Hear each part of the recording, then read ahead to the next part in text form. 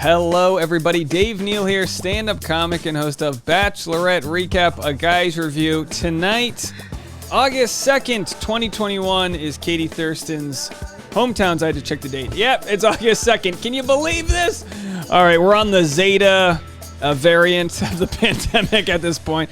What's going on? Everyone out there doing all right? You hanging in there? You're surviving, thriving, vaxxed, waxed, ready to party? Who knows? We all being F-boys and F-girls out there. All right, so tonight is Katie Thurston's hometown episode. Probably the height, the tip of the peak of the drama that will happen on the show. Maybe that's next episode. Next episode is the Fantasy Suite / finale. That's going to be a 3-hour episode. So if you thought Mondays were packed enough, just buckle down and get ready. Because actually, the more I watch this show, the more I don't know what's going to happen. We've released a ton of spoilers. Some have turned out to be true so far. Some have turned out to be wrong so far. So we really don't know what's going to happen. We're going to have to see how it all plays out. Headline from People. As you know, I get all of my good Pulitzer Prize winning material from people.com. Headline says, The Bachelorette, Greg feels sick after catching glimpse of Katie's hometown date with Blake. This is what happens, right? It's one thing in real life when you're dating somebody and you find out that there's someone else in the picture, and it's always like, don't be that guy that she said not to worry about. You know what I mean? There's always someone out there who's on deck circle. In this case, it's on national TV. So if Greg thought he had a good thing going, which he did from the second this show started, he should be worried about somebody like Blake. Blake comes in a few episodes late. He's already got some name recognition, if you will, and they have a ton of stuff in common. So will this be the episode where Greg's ruminations get the best of him? Jealousy never looks good. It's tough, right? You got to play it like A, I love this person. B, I'm going to let them date someone else because I love them so much. I know that they're going to choose me. And C, don't lose your mind when it turns out not to be you. You just have to blindly pretend like she's not dating someone else, which can be hard. I think none of us understand what that actually is like. Do me a favor, if you want to enjoy my channel, hit the like button and subscribe to this content. We are trying to get to 40,000 subscribers by the end of Katie's season. It's a tall order. I don't know if we'll get there. We're almost at 38,000. We'll definitely get there in the next couple days. So anyway, let's jump right into it. We go to the Bachelor Nation Instagram page here.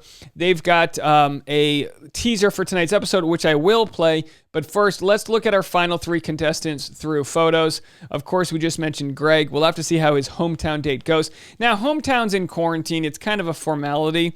They try to bring family onto the site. And obviously, this season will be way more relaxed, I would think, with the COVID requirements to entry versus Tayshia and Claire's season, which was the height of the pandemic. I'm not saying the pandemic's not around anymore, but people can get vaccinated. COVID tests are way quicker and all that. So it's really a formality that they do these hometown episodes because they don't actually get to go to the person's hometown. We don't get to see Greg in New Jersey shucking oysters with his mom at the local crab shack or whatever the case may be. We don't get to cross the border and see Blake over there in Canada petting his owl. Not a euphemism. Maybe it is. Who knows? We don't get to see Justin. I know nothing about Justin. We don't know anything. People are all surprised that Justin's still in this. Seems like a great guy. They just haven't really given him much of an edit at all other than his facial expressions. So here's Greg with the double-breasted pockets here. They're hanging out at a tennis court, as you do. Maybe Greg plays tennis. Who knows? I thought he was a basketball player. He's got those nice shorts. I tell you what, I like those. Although a lot of dress codes in high school say you can't have shorts above the kneecap, so Greg would be violating dress codes. He'd be forced to wear some stinky gym shorts left over from someone 3 years earlier. We made a video over the weekend about Katie calling out people for her dress code, wearing lingerie on her Instagram.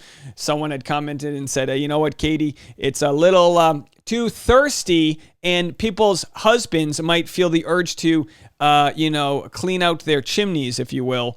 And you should, so the whole video was insane. How Katie called people out, being like, I think that's a problem with your relationship. So if you haven't watched that video, go check it out. Katie puts her foot down and means business here. So that's Greg. Now we've got Justin. Let's go to Justin. He's hanging out. People are like, what are you still doing here? She does the whole foot clenching around him as she jumps onto him pose, which is, pretty standard at this point. And look, they look like a cute couple. It's just that we haven't really gotten the edit to expect Justin to be even one of the finalists. Like, is he real material? Is there something we don't know about him? Will he be getting the Bachelor edit, as we've talked about? And of course, Blake, it's not too often someone comes in midway through the season and actually is a contender, but Blake's there, folks. Blake is there, and he is probably a serious contender here. So there they are in his Maple Leafs jerseys. I think they call them sweaters, right? The hockey fans, I think they call this a sweater. Either way, she looks good. They look good in their sports attire. You know what I mean? They like animals. They like sports. And then Mirror Maid 703 says he's a creep. Don't you hate how people can just post this stuff online for no reason? Like, what about Blake makes him a creep? Like, defend yourself. Gabby says, if she picks him over Greg, I'm done. You know what, Gabby? No, you're not. You're not done. Yeah, if she picks someone else over the person I want, I'm done. All right there, Gabby. All right, so here's the promo. Let's play it. Who cares about the rose? If it's not real, it's not real. I just don't know what to believe in anymore. Can you see her as your wife? If you're not ready for this, I feel like you just need to say goodbye. I have no words for you right now. I'm losing you. I'm losing my mind here. All I'm looking for is to find my person, and my person just left. Ladies and gentlemen, tonight, 8/7 Central Time. So this is meaty, guys. This is, like I said, this is the height of the parabola. This is it. This is the crest of the show. The drama culminates tonight. Who's leaving? Why are they leaving? Will they make a return for the next episode in the fantasy suites? Or is Hometowns too much? We'll have to see. Of course, you got a glimpse of Mama Moynes in that promo. We are very excited to see Mama Moynes. Let's see if we can find her. Here she is, Emily Moynes. Now, before I share her, if you guys want to know more about Blake's mom, I interviewed her a few weeks ago. Bachelorette's Blake Moynes gets his coolness from his mama. A chat with Emily Moynes, and then I called her Mom of the Year. She talks about her second divorce. Now, her first divorce was to Blake's dad. She said that relationship's still good. They're on good terms. They just didn't work out. Her second marriage, she talked about in this 53-minute interview, was to a man who ended up being the breadwinner, and she didn't work, and she had no control of the finances. And then when they got a divorce, he would freeze her credit cards during fights and real toxic stuff. We're calling it financial abuse. So she talks a lot about the financial abuse that can exist in relationships. She wrote a really nice book about recovering. I think it's called Rising Up, recovering from that relationship and kind of reclaiming who she is, her authenticity. I think if you haven't watched it, 14,000 of you guys have, but if you haven't watched it, I think she does a really good job of explaining how to regain that authentic self. And I think with a lot of our audience would be has been in similar situations where they can learn from someone who has dipped her toes into those waters and made it out alive. And I would say not necessarily unscathed, but she's learned her life lessons, and she's a real cool lady. Very sex positive. Clearly, he's got a really awesome family. So I really enjoyed my conversation with her. And actually, Blake shared it, which is, when you think about it, it's very complicated, right? Because I'm not trying to have conversations with contestants' moms, okay? I'm not trying to have conversation, I'm not trying to go that deep into the show where I'm like, this is so-and-so's ex-girlfriend from junior prom. But in this scenario, Emily, she wrote this book before Blake was ever on the show or had his notoriety. And of course, she's his mom. She's got her own life experiences, her own story. So I think it's very valuable to hear what she has to say in this video, regardless of anything that's going on within Bachelor Nation, because we really didn't address the Bachelor show much, because she's not going to blow up her son's spot or share any secrets or this or that, because, you know what I mean? She's not, they have contracts. So she's got a podcast that I think comes out in 2 days. I think it comes out on August 4th. So stay in touch with her. Go find her on Instagram and listen to what she has to say, because unlike a lot of the contestants, which, in their 20s and 30s, a lot of contestants have a little bit of lived experience. I mean, someone who's been through several divorces and she's come out of this kind of championing finding your authentic self. She's got a message. She's got a story to tell, and I fully support it. All right. So anyway, this is her Instagram story today. New Mexico, Here we come, hashtag The Bachelorette. So it looks like, is she, now I can't tell, is this her right here? She's got her daughter and her son coming with her, which is really cool, her other son. So a nice little Bachelor Nation community here. So they are coming in, and then the second video is We're Coming Blake, or is this a photo? Oh, here it is, a photo. We're Coming Blake. There they are at the airport. Now the question is Blake's brother single? I think a lot of ladies are going to be wondering this. Is Blake's brother single? You heard it here first, folks. Blake's brother makes his sister sit middle seat. Can you believe that? Wow, what a bro. He's clearly the elder brother, and he gets the window seat. He gets to stare at that wing out the window. And if he let the lady sit on the window, she's just going to try to take photos of the wing the whole time. You ladies and your photos of the wing. It's like we've never seen a wing on a plane before. It's like, I just got to take a photo. I got to put it on the gram. I have to let people know I'm going to hometowns. Chances are I'm calling you out specifically, and you're going, oh my gosh, she's talking about me. Yes, I am. I'm talking about you. So can it with the wing photos, ladies. They should be illegal. They should charge extra on planes for that. All right, here we are. I like to take very specific and irreverent stances on issues and not back down, okay? So anyway, is this the one that they just showed? Let me see if this is a new promo here. Or maybe, let's see if we can go to this post. I can't tell if this is the promo we already watched. Let's see. Who cares about the rose?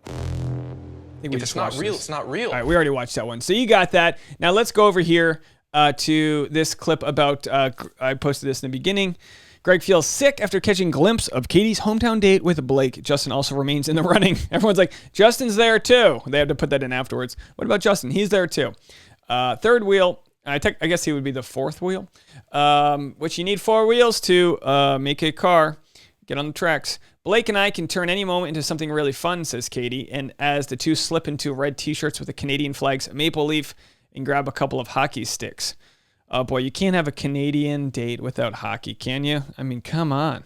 What else would you do up there? You know, just have a Justin Trudeau Day date? Like what else do you stand for, Canada?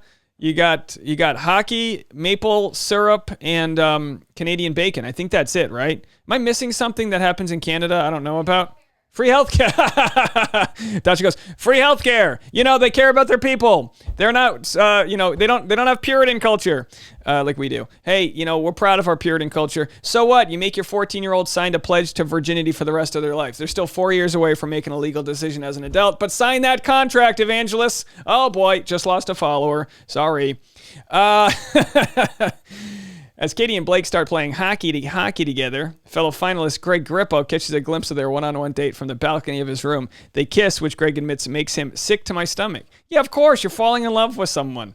You know what, for everyone who says they know what they're signing up for. Oh, shut it, Samantha. You know, someone commented on one of my videos and they go, Dave, you know what this is what they said. They go, Dave, you're getting really cocky telling your audience to shut up. And it's like, shut up, Samantha. I'm telling very specific people in a hypothetical situation to shut up. Like if you're going to say they signed a contract so they should be okay knowing that Katie's going to make out with someone else, I tell you to shut up. I do. Shut up. Shut your mouth when you're talking to me. You know what I mean, folks? And the person goes, you're so cocky the way you speak to your audience. I love my audience. I love them when they shut up and hit the like button. Anyway, thank you guys. Live stream today, promote the live stream today, 4 p.m. Pacific time and 10 p.m. Pacific time. So that means if you're on the East Coast, you can catch my live stream 1 hour before the episode airs, and you can hang out with us, then watch the show, and then late night on the West Coast, I'll do a 10 p.m. live stream so you can watch the reaction to the hometowns. Isn't that fun, guys? I didn't do that while I was away as Belizean bad boy. I didn't have the Belizean bandwidth to go live with you guys, but we are back and in full force. And I watched F-Boy Island this weekend. If you didn't get the notification because it's not your alerts, it's the YouTube's problem, you can go watch my recap of episodes 1, 2, and 3 of F-Boy Island, which currently I say don't get HBO if you don't have it. But if you want to do the 7-day free trial, I don't get anything out of it. But if you want to do that to watch the 3 episodes, maybe you like it. I don't think it's worth the subscription. HBO is one of those things. When Game of Thrones ended, they lost like 40% of their subscribers. I'm the sucker that subscribes to way too much. I mean, I'm subscribed to the Paramount Network right now. What's wrong with me? I'm not balling out in life where I should be subscribed to the Paramount Network. What am I doing over there? I'll tell you what, though. They've got Survivor. And when you want to watch Survivor without ads, You got to do it that way. Survivor on traditional TV is brutal, the amount of ads they play. To watch it on the Paramount Network and not have ads is well worth it, I guess. I'm bawling. Tell us you're rich without telling us you're rich. I've got access to the Paramount Network, and I know what you're thinking. Why does he keep mentioning Paramount Network? Is that a fake thing? I don't even know. Is it real? All right. So anyway, that's the episode. He gets nervous when he sees Katie canoodling and playing hockey. He's from Jersey. He's like, she's playing hockey? She's ready to cross the borders instead of be with me? And it's like, maybe she is. Maybe she wants a little bit of that frisk at customs, if you know what I'm talking about. That's a fantasy suite metaphor. Okay.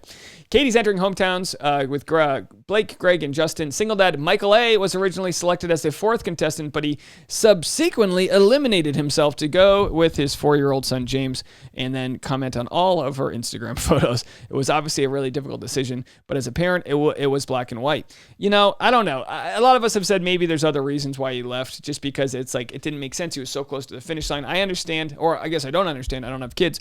But, I'll cut a vacation short if the dog's got sniffles. I totally get it. Totally get it. Related back to the Basset Hound. All right, so that's that. I think that's everything we have for the previews here. Let me know what you guys think. And then Katie also posted, we're looking for clues here. One more time. We're looking for clues here. Katie posted this, and she said, I'm in love. But then she tagged herself in the photo. So clearly self-love still very important to Katie. Speaking about getting frisked at customs, she could do that all on her own. Yeah, I don't need no man to frisk me at customs. I'll frisk myself at customs. What are you hiding in there? I'll let you know. So anyway, with hometowns tomorrow, here are 3 things I said I was looking for. All right. You know what? Fine. All right. I'll bite. Let's play it. 3 things Katie said she's looking for. This was before she actually met the guys. Hi, I'm Katie. Here are 3 things I'm looking for in a relationship. He's got to be silly. He has to be kind. Blake. He has to be passionate about what he's doing in life. Hey guys, what do you like? I'm looking for someone who can be a best friend. Oh, terrible audio. Who's eager to see the world. For authenticity, confidence, somebody who's able to give their full heart. Balance between romance and comedy. That just has like a really healthy understanding of who they are. Somebody that I don't need to complete, but somebody that I can compliment. Can laugh, can roast me. She's able to carry on a conversation, but she's also able to eat as many chicken nuggets as we possibly can together. She really is special. I love being able to make someone laugh and just being goofy and being yourself. A little athleticism is always some icing on the cake. Oh, she doesn't have that. Personality and a nice smile. All right, so we didn't see Blake in there. We didn't see Greg Grippo in there. And we didn't see Michael A. in there. So clearly they were trying to bury the lead.